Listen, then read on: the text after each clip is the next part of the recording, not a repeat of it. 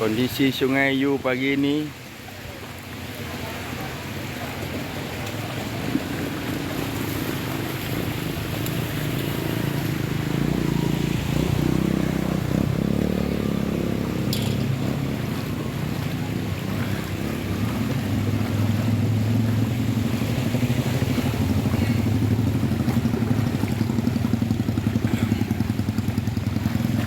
Senin 23 Januari 2023.